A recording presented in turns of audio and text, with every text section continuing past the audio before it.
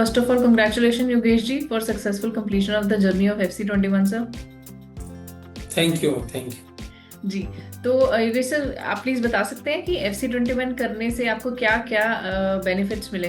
FC21 करने का सबसे जो मैं कहूँ प्राइम बेनिफिट जो हुआ है वो ये है कि क्लैरिटी आ जाती है बुक्स की।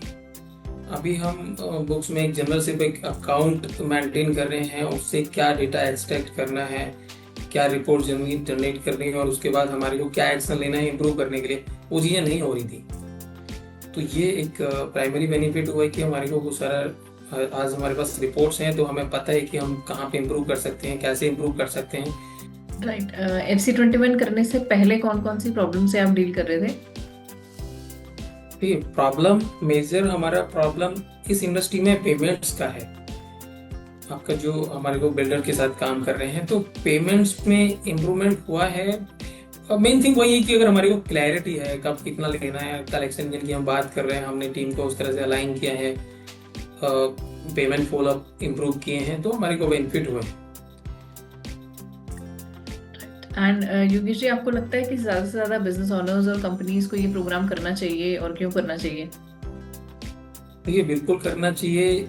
बिजनेस एक्चुअली दो चीजें हैं।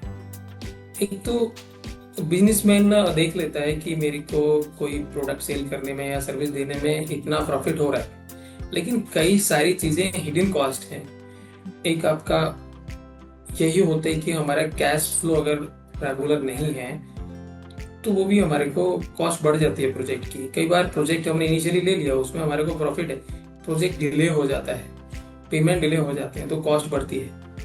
और हम एक फीडबैक, एक रिव्यू नहीं करते हैं कि हमारी बुक्स में हमने एंट्रियां ले ली हैं, हमने जब प्रोजेक्ट लिया था तब क्या कॉस्ट थी, एंड में क्या कॉस्ट आ रही है। लेकिन ये सारा जब डेटा बनाते हैं, फाइनेंशियल समरी शीट भी बनाते हैं, तो हमारे को एंड ऑफ द डे पता चलता है कि कई सारे लीकेजेस भी थे जो अब हम ठीक कर सकते हैं। तो करना चाहिए, सब लोगों को करना चाहिए। मतलब फाइनेंशियल नॉलेज होना बहुत जरूरी है कैसे भी हो। Correct. Thank you Yogesh ji, thank you so much.